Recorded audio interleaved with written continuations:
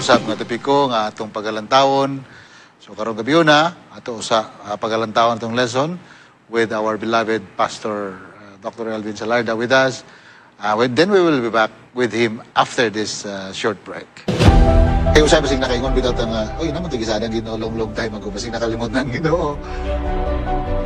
Nga heir of the promise nga gisaad sa Ginoo gikan pa kang Abraham karon it's about to The irony, Pastor, is during this time when this was told to Joshua, kasi ano yata ito sa Joshua chapter 13, he was already at his old age. Before kita sugod sa atong pagtukoy sa atong lesson for this week, ako ngayon si Pastor Elvin sa paghatag sa opening prayer.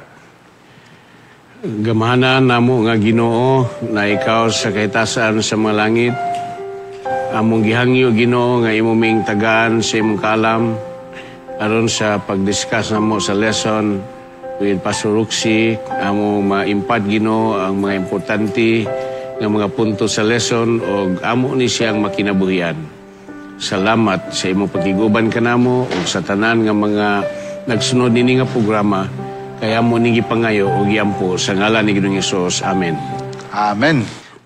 In line sa itong lesson, Pastor, nindot po na itong lesson no, kay years many of promises and prisoners of hope. Nindot parang irony ni siya nga topiko. Sa naganing binasiya sa years, kanang manununod. Sa saad. Sa saad o kaning mga binilanggo or binihag nga pero mga binilanggo sa pagtuo. Prisoners of hope. No? Grabe, no? So, ato na sa pagalantawon din sa atong lesson. But before I go to you, Pastor, to give us the context of this, akong pagkabasahon din ang atong memory text. Zechariah chapter 9, verse 12, nga nagkanayon, return to your stronghold, O prisoners of hope. Today I declare that I will restore to you double.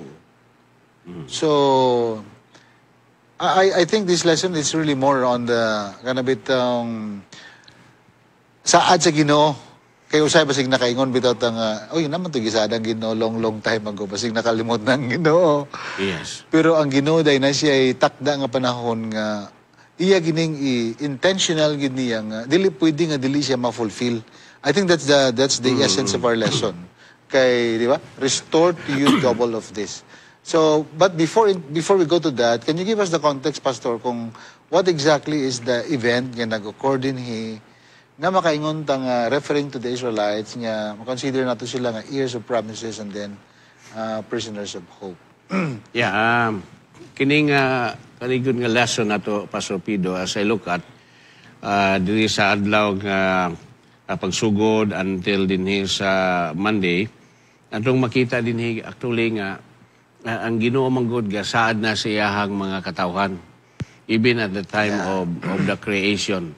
Nga hangtod paingon dito ni Abraham nga si Abraham gisaadan si Ginoo nga tagaan siya og kanang luna alang sa iyahang mga kaliwatan. Now in this case ato nga lesson very specific nga ang katawan sa Israel nga heir of the promise nga gisaad si Ginoo gikan pa kang Abraham karon it's about to fulfill before their eyes.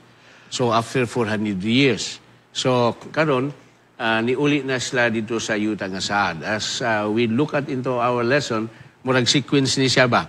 Nga niabot na sila dito sa tabok na sila sa Jericho, unya ilan nang i-divide ang ilang inheritance. So now this is what our lessons is saying, heir of promises. Nga ilan nang sundon ang saad si Ginoo niya nagyud sila sa yuta nga ilahang pag-sundon. And if we look at in our previous lesson, gibahin-bahin na nila ang mga tribes na sila yung mga luna nga ilahang gikuha. And then finally, in the last lesson that we have, si Caleb, ni pangayo na po siya sa iyahang luna. And the last person nga daw nakita nga ni kuha sa iyahang inheritance is Joshua. So heir of promises because describe the prisoners of hope. So sa itong pamurabaog for a long time ang hope nila naaba pero mura og kana batang kanang paglaom bitaw nga mura og ngit-ngit pagyud bitaw kayo di pagyud nila makita tinuod yun gani. Now before their eyes na anagyod sa ilahang atubangan nga ihatag sa Ginoo. So morning atong memory text, return to you to your stronghold, O prisoners of hope. So this refers to katawan si Ginoo. Unya ingon siya, today I declare that I will restore double. So double yun. Yeah. Ang gisulti sa atong Ginoo. So looking into this kining panglantaw na to, ang dili na lang di ni na dream kundi reality na gyud, tangible evidence na gyud ang gihatag sa Ginoo, because when God enters into a covenant relationship with His people, wala gyud mapakyas anang iyahang gisaad alang siyang katawhan, matuman gyud na. Mahimo lang na siya nga dili mapakyas kung mahimo lang nang mapakyas kung kita ni pakyas sa ato nga covenant relationship with the Lord. In fact, Pastor, yung sa itong lesson, I like this one. Kanidong land of promise na gisaad sa Ginoo, just like it was mentioned to Abraham, sa ilang mga after him, and so on and so forth. You know, it took like 400 years, no? Yes, that's true. Nga, kanisya nga yuta na nagpabilin nga nagyapon siya sa kategory sa saad. Yes. Imagine, no? Grabe nga saad, kanang 400 years, Pastor. Now, daghan kayong mga Israelites nga nag-appeal sa journey, you know, nangamatay na lang sa dalan. O, di ba? Nga, wala nila ni na personally nakita. I mean, before their eyes nga nahimo ni nga, just like what you said, realidad. Kay matod pa nimo, matod sa tong lesson nga gibunyag din nga, this is not actually a dream. At meaning to say nga, dream kay, basig mo, ang mga Israelites, naguna-una sila nga, dugay naman kayo, God. Unya, ang another context sa imong gisulti dahil the irony, Pastor, is, during this time, when this was told to Joshua, kaysa, ano yata ito, sa Joshua chapter 13, he was already at his old age. Yes. Unya, another problem is, it's not just his old age, but at the same time, daghan pag mga, sana, kanang,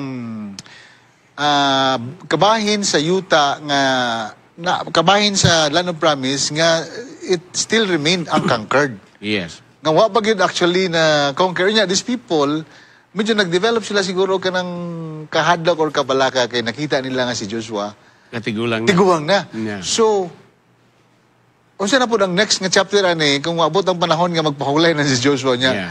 Wala ba gyud nila nakita ba in tuto nga kani nga saad sa Ginoo nahatag sumala sa imong gingon nga nahatag sa ila sa kinatibukan. In fact, ingon din sa ingon ang Ginoo kay Joshua, you are old, advanced in years, and there remains very much land yet to be possessed. Ano siya ba? So makatingalaning Ginoo, Pastor, bakay sa sige naman tantawan tong lesson, no? Kano sa iba ka nang pagdeal si Ginoo sa tao sa ginagamit ba niya sitwasyon bitaw nga beyond our comprehension bitaw nga ma-expect nato nga dapat diha gihimo na sa Ginoo. Pero dili ba? So kung makita nimong pattern sa karakter sa Ginoo sa storya ni Moses, ni Joshua, guban pa, but Joshua here, kasagaran nga gina-reveal sa Ginoo, kung natuman niya yan, kung saan nga nasulti, sometimes at a very kanang time yun, sa panahon nga, kanang ang human mind, kanang bitang wala niya gi-expect nga dapat sa anang panahon nga mahimo. Yes. So, there must be a message to that kung ano, kanisya, gisulti ni kay Joshua at his very, very old age. Unya, nakita na ko din ni Pastor is, murabag, it's trying to picture out to us two things ba. Number one is, kung tanong itong lesson is, kanang bitang, it's a fight between Joshua's limitations and God's faithfulness. Yes. Di ba, Pastor? Yeah, that's true. Murag kon siya ba? Murag bitang, ingana siya nga picture kay, ang human strength manggod ni Joshua is already fading. Nagkinahinay na siya og ka-fade, but God does not depend on human ability. This is how I look at this. Yes. Kay gibutang man kini sa takda nga panahon nga idara naman gyud si Joshua. Nya ga-fade na ang human strength. Yes. So for God's promise to be fulfilled, for me, does not depend on human ability, but actually it really solely depends on Him alone. Namagod tayo tendency, Pastor Pido, nga kanabitaw in our strength, himuo na to ang plano sa Ginoo. Kanabang mo advance ta sa iyang mga plano ba? Daghan man ta mga story sa Bible, no, nga ang plano sa Ginoo mauni, pero ang tao gusto niya nga ubertikan pa ang Ginoo ba? Pastor, one thing I like before you continue ba, kay nindot imong point, basig makalimot ko. Si Joshua, wala siya nahimo nga impatient ba? The one thing I like from Joshua is that siguro mo ning anong famous kay si Joshua, nindot kay ang character despite of his uniqueness. Imagine, nagpaabot gihapon siya sa right timing sa Ginoo. Even at the time murag wala na siya sa iyang full human strength ba? Di ba, Pastor?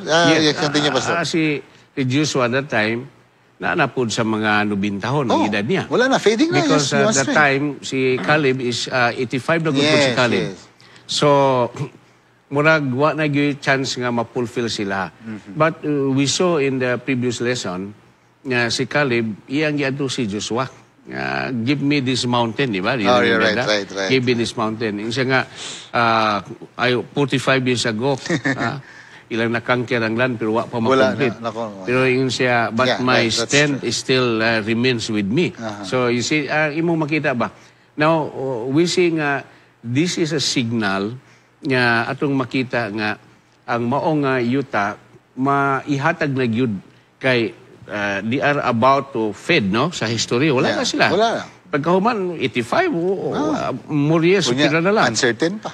So, now, gipakita sa Ginoo nga ang iyang gisaad, at least ang duha ka mga original nga gikan dito sa Israel, gikan dito sa Ehipto, makasaksi sila nga gituman yun sa Ginoo even before their eyes ang gisaad sa Ginoo. Because actually, sa panahon sa pagpanaw nila, mga 40s pa sila ang ilang mga edad. Karon na sila ni mga edara. So, right. Here we see nga atong imong gingon nga nagpasinsya gyud sila, nagpaabot sa insakto nga time. I can look at it nga sila sa leadership nila ni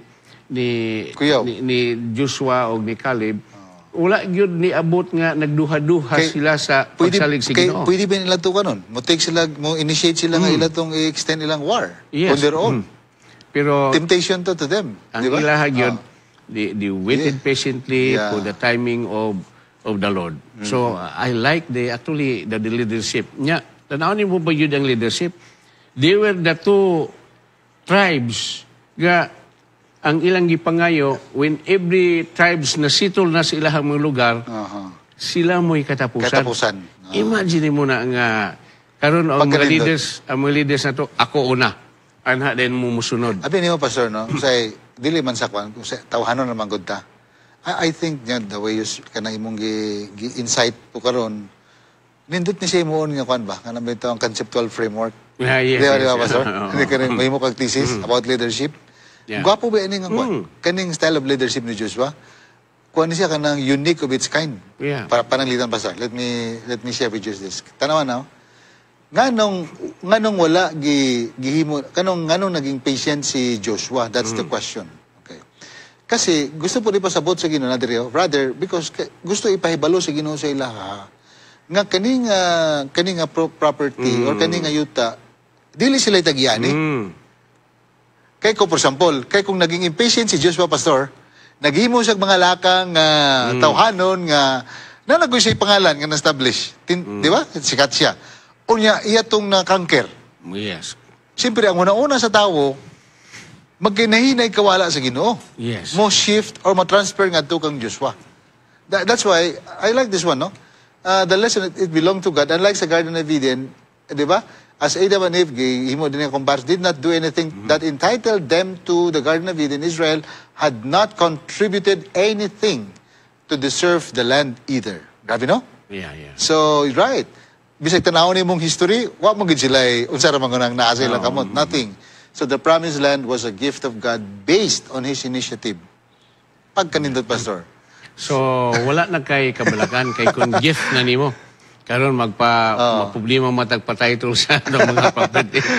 Pero kini good saan dis Ginoo niya. No inherent right to wala. claim the land. Ingon sa to lesson. So gift ni siya. Niya, this signifies nga kung naan imuhan ng title.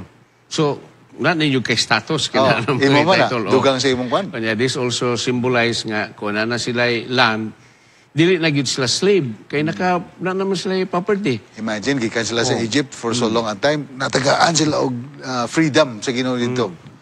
Tagaan sila yuta nga they can stay peaceful in that place. Now, ako gita na po ning pamalandong Sige, Pastor. Sige Kaya daw. mitang Eden o Cana, no? Sige daw. Ito makita nga ang Eden, pag-create yun sa Ginoo sa tao, gipapuyo niya sa Eden nga usa ka balaan nga lugar. Perfecto. Very perfect. Hingpit. Unya nag-interact pa sila dito sa Ginoo. So this place balaan kayo nga lugar. Now sa diha nga nakasala sila, giabog sila, gipabog sila.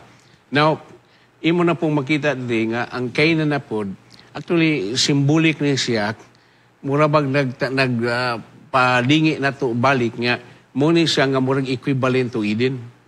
Nga musulod po mo ni ining maong nga lugar nga akong gisaan ninyo. Pero na ba ni condition, Pastor Pido? Okay. Sa gibasa na ko di. There's a little lesson. Nga, mahimo mong prosperous, mahimo mong kanang protektahan mo sa Ginoo kung dili mo maghimog mga Diyos o dili mo maghimog magsimbani. Part of the covenant. Oh, part of the covenant. So, here, gisulti sa Ginoo nga ako ning gisaan niyo nga lugar, mahimo na po ning usa ka lugar nga puy-an sa mga tao, nga akong mga katawhan, nga dapat mo magbinuutan mo.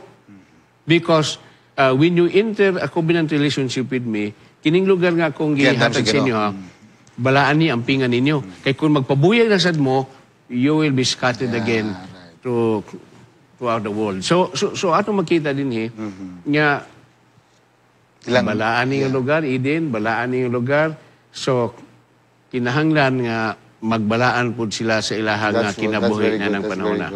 In fact, kita po na ako diri ang punto sa stewardship eh. This is a very good Yes. emphasis for stewardship, Pastor. Di ba? Kaya din nga, it was only by God's grace that Israelites could possess it.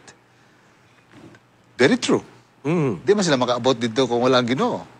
They could not do it by their own might. Inga na punta, Pastor, di ba? Di punta ka angkon na natong ipaabot nga promised land in the days to come. In the absence of His grace. It's only through His grace that we can inherit that, Pastor, di ba? That's so.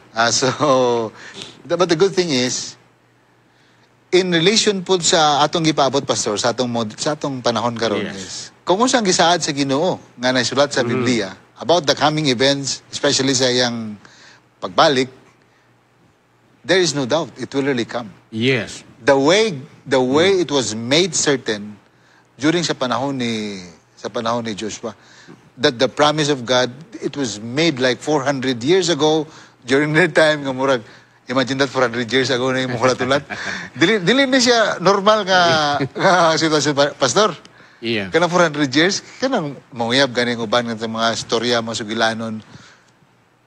Kanang usa ka tuig taas na kayo.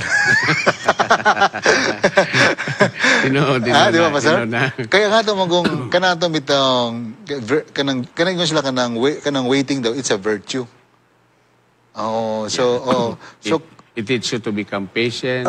It teaches you to become humble. So dagkan kayo kanang bitaw magkuig sa atong kapika sa kinabi atong wife, no? Kanang mamalingki sila kay lahi mo gud ning mga babae gud mangita sila kanang isda or gulay, lahi ilang mataba. Grabe ilang nagi tendency nga malangay sila. Kita pod nga mga lalaki nga magsigsunod-sunod or maghulat. Nagi point nga usay makwanta ba kanang bitang masana kanang matest ang atong impatient test atong patience. The same is true here. Because it took them 400 years before nga ma-fully realize sa Ginoo ang promise. So, meaning to say, kaning promise sa Ginoo is already in motion, Pastor. Although wag siya na fully pa, but it's already in motion. And just like what I said, the good thing about Joshua, he really waited for this. Yeah. So, imo ning tanaw, no? 40 years nga panaw. Paingon dito sa yuta nga saad. Now, until they come into such a point nga ready na sila nga moposesalan, mo pa'y paghatag Pastor Pido sa Ginoo nga, okay, ako na ning ihatag sa inyo. Convinced na ko nga na mature na mo. Convinced na ko nga kanang inyohang covenant relationship sa kuha, inyo nang tumanon. So, at that point in time. Pero sa diha nga, kanang na wa pa makita sa Ginoo ang ebidensya silang kinabuhi nga nasa kausaban, it took them 40 years for reformation sila nga kinabuhi. Because si formation dili na siya madali-dali. Bisan gani sa to nga kaugalingon. That's true. I agree. It took a while kay natay mga kinaiya nga usay impatient kita. So it's really it take time to sit down, to contemplate, to pray for the wisdom of God, to ask the Holy Spirit nga mo transform sa to. Kay tao naman yun tabi sa kung saan pa na to. Naaman tayo mga itawag na itong mga tendencies, opportunities. Natay mga gusto unta nga maangko na to. So sometimes atong i-consider nga unfinished battles or kanang unfulfilled promises sa atong kinabuhi. No, but the good thing about our lesson is, ako nakita gid Pastor is, kanabitang ang promise sa Ginoo actually remains firm even when our strength weakens. Murag mao na siya ang theme nakita na ko dire. Kay that's true. Kay just like what you said, no, kanang namagot sa process pod of kanang perfection, di ba? Transformation. Kay kung mo-weaken manggod ang promise sa Ginoo niya, mo-weaken ta, patay tang tanan. So, dili siya maayong, it's not really a good combination. That's why, God has really kanang make sure nga, by all means, nga dapat yung promise should remain firm even when our strength actually weakens. Para sa panahon nga nag-weak atong strength, naatay mabalikan. Something to hang on. Di ba, Pastor? Yeah. For example, kanang natay gusto nga, wala ta mailik or whatever. Oh, that's true. Kaya usay, makaluya ba na siya. Pero just like what you said, dili na siya mao ang pan. Dili ta dito nga magsigita, ginuklog dito. That's true. Kay dili man ang mong butang, dili man ang mao ang mission nato kung anong nata dinhi. That's not our mission. To please ourselves, but actually to actually please the one who actually, just like what you said, no, kay I like what you said kina kay basig napaday laing plano ang Ginoo nga wala nato nakita pero iyang nakita. Ang Ginoo magod kay balo man ta nga God is infinite, no? God is all knowing. So kung musalig lang gyud ta sa wisdom sa Ginoo Pastor Pido para sa tuwa, naagyoy siya'y maayong kanabitang alang sa imuhang yun nga mufit ka ni ini palitan sa atong church, no? Labi na kay ongoing ang ato pang mga eleksyon sa atong mga conferences o sa atong mga mission. So, ang uban na re-elect, na wala ma-elect. So, ang uban na nang apiktuhan po kayo, kayo ma-elect, ang uban po happy po kayo ka na-elect. So, imong makita ng mga pagbati. But eventually, kung ato na siyang tanawon si kinatibukan, falling in line with the wisdom of God, kita lang yun mo submit na yun ta. Paingon nga, ingon ang Ginoo nga, dili sa karon pilion diha kay na ako'y... Basig nailakita nga lahi. Nakikita sa unahan, that would be a distraction sa imuha. So, submit to it. That's it. Kaya we do not know the wisdom of God. Or kana, dili na ni mo nga kaya, so dili lang ka ani nga pat nga mas labing may sa imuha. So, kung maunay bation sa tanan, nothing to worry, nothing to be kanang kanabitang murag masakitan ka or unsa siya mawadan ka gana mawadan ka gana sa ministry. No, that should not be the case because God ang iyang mission para sa tuwa lahi. So siguro gitagaan ka og pat sa Ginoo nga there in this direction you can excel more. Take it from an experienced person, mga kaisunan. Actually, in fairness po sa itong mga kauban nga nahimutang sana nga kwan, wala ba ako nakita gyud sa ako lang nakita ba nga kanabitaw murag pildig kay lang paminaw. I have not seen actually po. Maayo ba lang kwan ba ilang spiritual lang spiritual degree bitaw nga nakatag sila og kanang strength and then to understand just like what you said nga murag instead nga dito dapat maalayan ka dito sa mission. So Actually, nindot na po kayo ron, Pastor Pido, kay Yeah. ang atong mga palitas, atong mga workers, we really grew mature na yun. Yeah. Dili na ba na? Mirag Dili na pareha bitaw palaway. nga, murag di bitaw nga magrahuna tao position, but we look at into the mission The of mission, the church. good. That's true. I think, ingam ito si Pastor Fowler, si Howard. Howard. Dito sa mga meeting, siya nga, ang mission daw, mao doon ay prescription sa tanan nga sitwasyon nga atong maagian sa atong kinabuhi. Akong si pamalandong ba, what's the logic behind? Pero but later on, as I realize it, think deeply about it, that's true. Kay example, kato na sitwasyon nga na-discourage ka. Pero uno na ang mission. Nga gitagan na sa Ginoo sa iglesia in which you are part of it. Yeah. Di ba, Pastor? Yes, sir. Siguro, dili right away, but in the process of time, ma-change ba na imong perspective ba sa imong panglantaw sa kinabuhi? Because, ingon siya, because mission is the RX sa tanan nga mga kondisyon nga sa kinabuhi nga atong ginabitbit or ginaatubang. That's I actually agree. Pastor, I don't know. More po ako nakuha sa mga takeaway nga akong nakuha dito sa ako natinan. So, another one, Pastor, is kaning Monday. I also like this one. Based mo sa Joshua 14-19. No? Okay. Kanibitang sa Monday, kanang nice shift din from God's promises, kanibitang to the actual good distribution of the land. So, actual, it's not just a theory or something nga gibungat lang, nagyoy makita. Motong gingon nimo kay nga visible, tangible. I think ang word na gigamit nimo is tangible.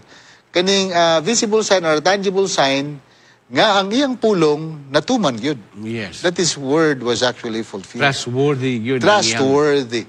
Mao na nga kanang wala kita angay nga pagdudahan pa sa Ginoo sa ato nga sitwasyon karon. When our church speaks about the mission, because of the impending big event coming of referring to the coming of Jesus, there is no doubt it will really come at in all points of certainty the same thing nga nahitabo din sa panahon ni Joshua. It may take for a little while, Pastor, di ba? But I think the most important thing is it will really the word will be fulfilled, Pastor. Yeah, ako bitang natanaw ni Pastor Pedro di sa atong lesson, no? Okay. Kana bitang di ba ang yuta nga saad, kasalig lang sila sa ulan. Aron nga makatubig sila, aron nga maayo ang ilahang ang farm nila, marigyan na ba, no? Mao na sa Promised Land. Oh. Nagdepend sila sa ulan. So gisulti sa atong lesson 3, Right. mahibulong ka nga nindot man pug kayo. Okay po. Oh, nga gasalig na sila. Provided sila. Oh, provided sila. So imo makita nga kinahanglan din sila nga mo-defend sila sa Ginoo, muduol sila sa Ginoo, Ginoo. Panaginimi kay aron na ay ulan. Oh, kay dito sa Egypt, sa uban nga manasod diha na may Nile River nga dali ra, sila, access. mga access sila. So ang mga tao dito wala ga salig si Ginoo mura og Dito sa Nile River sila ga salig. Wala sila nag-ila sa creator nga naghimo sa Nile River nga mo supply silang panginahanglan. That's a good point. But yes. here atong makita nga sige sila nga ampo si Ginoo. Muna nga usahay pa sorpido kining kawad-o nato usahay kining igo-igo ra nato nga panginabuhi. Mahimo nga panalangin. Mahimo ni siyang panalangin kay we always rely on the Lord. Nga mag-ampo ita Ginoo, panalangin ko nga naa ang pagkaon na mo sa kataw Ginoo so Kasi madubli pa. Madubli pa. Matripli pa. And most of the time imong makita ang kamot sa Ginoo nga nag-uban o nagpanalangin sa imo. Whereas kung naasiguro ka sa abundance, you might forget the Lord. Pero kung naapog kag abundance, ang imuhang relasyon si Ginoo, maayo pod kayo, that would be well. Same thing. Yeah. Another, yes, that's a very nice point, Pastor. Another one, Pastor, is kaning giunsa bitaw pag-divide sa Ginoo. Yes. Akaling tawag na to nga kada tribe man gud na inheritance. Yes, na portion sa ngayanan siguro sila ha. Kung atong lesson man gud nagisigot din nga kani daw nga pag-receive sa inheritance, dili daw ni base sa ilang worthiness. Kay worthy sila, but actually based daw sa covenant promise. Okay. I don't know kung nakabasa man ko na somewhere nga yan long time ago nga dili daw na base nga tungod di ba grasya ra man gud ni. Yes. Gift Gift ba to them? Kay kung ihapan sila sa Ginoo, kanang kwentahan sila, wala sila wala sila masukli ba? Yes. So, this is covenant talaga. Yeah. What do you think, Pastor? Ang pag-divide good sila nga property, ang Ginoo mo'y katudlo og asa sila gibutang. Detailed boundaries. Detailed boundaries nga mo ni ang kangkuan, mo ni kang Sibulon, mo ni kanang. So And then equitable distribution. Giplasta gyud sa Ginoo. So kanang wa nimo makita diri nga gailog sila sa ilang teritoryo. Kay og wa pa siguro ni na plastar, siguro pitinggo buta kayo nila kay laliman ka katong usa ka time musugod ka nga dito siya sa batuon. Dili ba ni equal based on the principle of equity, not equality. Yeah. How about the tribe of Levi? Nga wala yun. Wala may ilaha. Wala na dawat nga Wala land. sila dawat. Dahil every tribe lang na igamay nga portion dito nga makapanginabuhi sila nga igo lang makatanom sila o ginagmay. But that is only to support the ministry. Pero dili pa rin sa ubang mga tribe nga they can enrich themselves. Pero Levi, wala sila. Wala sila. So, muna ingon nga, dili tungod kay ilaha nga magbuot. Pero that is the relationship. Yeah. I like that point, no? Kay, dili ni sayon nga kwan eh. Dili ni sa sayon nga proseso. Yes. Kay na maguitin din nga uban mo alsa. Anong among representation nga na raman nga katong anong daghan man to. Yes. Unya kani nga grupo nganong wa magini sila nakadawat bisag gamay na kuting nga yuta. So you see how God thinks ba nga mo nang yun ni Pastor nga dili na to masabtan and yet you just have to trust in Him. Lisod kayo na, no? Di kini mo sa matungkad. Kaya nga naman, gingon mo kaning Levites, wala sila kwan. They receive no land. Pero ingon sa uban na pod, pero wala nga tinuod. Wala sila kadawat o kanang inheritance nga yuta, pero ang ilang inheritance unique. Yes. Pero kaya kayo ba, kay ingon sa kotar, kay God manggo daw, Himself is their portion. Yes. Being workers before Him nga nasa temple, ano po, kuya po nang Ginoo no, ikaw ikaw pastor or butan to pastor, no? Because you're working for the temple, you're working for the Lord. Wala kay apila na nga kwan. Wala kay portion. Ang imuhara paabot ra ka sa suporta sa mga katawan si Maso. Pero kay ikaw man spiritual leader, ang imong portion akong kaugalingon.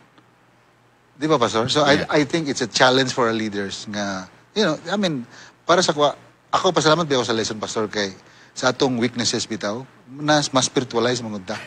That's true. Tinad ba ito, Pastor? Sa akong ginabuhi, kanang dagamantag mga butang pang atong gina-conquer. Pero this one is one thing na nakapa-spiritualize in so many ways. Kaya imagine, wala kay bahin, pero in a way, may nga Ginoo nga, don't you worry, because you are taking good care of the spiritual affair sa akong katawhan. Myself will be your portion. That's true. So, challenge ba sa to? What do you think, Pastor? Tino na. Sometimes, siya nata sa ministry Pastor Pido in the case, no? Say, komentaryo ko ba sa about sa politics, bitaw? Pero nga ako, matintal ta? Matintal ko ba nga, burag ko naman yung gani. So, usay mag-post ko kinagmayog sa politics. But my sisters, gaya nga doon nga, Brad, ayaw kapil-apil nga, Brad, kay lahi ng imuhang misyon. So, sorry. So, ingon na Pastor Pido, no, nga, kuan lang yun mo inline lang yun sa ministry. There are many things in life nga kanang i-deny na to diri sa ministry. Right. Pero we are rest assured sa atong mga magbubuhat nga ang Ginoo dili gyud magpasagad sa tuwa kay this is our inheritance. Ang uban pod lain pong portion ang gihatag sa Ginoo sa ilaha. Right. So we cannot compare gyud. We cannot compare. So yan ka grabe jud ka powerful ang panguna-una sa Ginoo. Lahi ra gyud siya. So I agree with you nga the best way that we can do is just to trust in Him kay di nato matungkad unsay plano sa Ginoo. Yeah. But one thing for sure is basta ang gisulti sa Ginoo matuman yun sa bisag unsa may tabo bisag magkabalintong-balintong ang atong kinabuhi mga kaigsunan. wala gid tay rason nga makanauna nga dili matuman ang gisulti sa Ginoo. It will really come. It will really come. So, Pastor, sayang wala tayo nga panahon. Okay. So, nindot ang lisod, no? Yeah, that's true. Oh, kayo usahay makalitan tag saka diri pero ma-appreciate pa itong balang espiritu bito, wag yung sa puto pag-guide ba. Kaya abin niyo mga kaigsunan ko usahay, sa kabisi na mo, kami ni Pastor, mga saka din ni, ginagmay na nga binasa, pero bisan sa kagamay sa mong nasabtan, pero usahay among ma-realize, grabe gid ang power sa presensya sa balang espiritu. Yeah, that's true. We Di ba, Pastor? really recognize sa mga kaigsunan nga dako kay mo ang mga limitation po sa Great. pagsabot sa itong lesson. Pero pag-abot, pag-discuss ini, amo lang makita nga God inspire us nga mo ni siya ang gusto niyang isulti para sa atong lesson. So we just follow the lead of the Holy Spirit. Okay. Thank you very much. Akong pasalamat nga atong makauban sa kanunay si Pastor Alvin nga nagdugang yun og nindot kay nga katinawan og inspirasyon sa ato paglantaw sa atong lesson. Mga kaigsunan, humanini atong atngan ang nindot kay nga programa nga atong gitawag nga My Journey with God. 10 days lagi ni siya for the first time. But don't you worry, kay pagasumpayan ni siya sa lahi na usab nga programa nga sponsored by Southern Asia Pacific Division. Ang gitawag nga Net 25. So let's continue inviting people to come to our centers. Kung asa man ang centers nga na-register ta, makaigsunan, sa iglesia ba na sila karon nga nag-Atlantaw diha. So ayaw mo pag-undang sa pag-attend sa ato nga mga mensahe nga atong inyong gipaminawan kay kami nagalaom nga maka-inspire na sa inyong pagkinabuhi. Ang pinaka-importante kung anong amo ni siyang gihimo dinhi makaigsunan because we really care so much about the mission of the church. Kana mga technical or whatever, that is only secondary. Dili nato na mahimuon na siya nga impediment. Ang pinaka-importante makaigsunan kanagyong ato nga mission nga every now and then mauna ang atong ginahimo. So daghang salamat sa atong taga-Hope Channel, sa tanan nga nagapaluyon ni Pastor Salarda ug tanan mayong gabi. Si Pastor, please pray, Pastor. Okay. No, anyway. Pwede. So ito ko natong ulo sa pagampo. Loving Father, we thank you that we have discussed our lesson with Pastor Roxy. We believe the Lord that your Holy Spirit had used us somehow in our discussion so that we can share your spiritual wisdom to all your people. And thank you, the Lord, that this lesson that we have discussed will bring us closer to you. And Lord, we would like to pray to bring Brother Nixon Gumos, whatever his situation today. We pray that by your grace and healing, he will be restored to good health. Thank you for blessing us all together. And Lord, after this program, we have the By Journey with God, and we pray that those who will continue to listen from tonight and even unto the end of this program, they are blessed with your words. And we pray that through your words, they will accept you as a personal Savior. Thank you for answering our prayers. In Jesus' name I pray. Amen. Amen.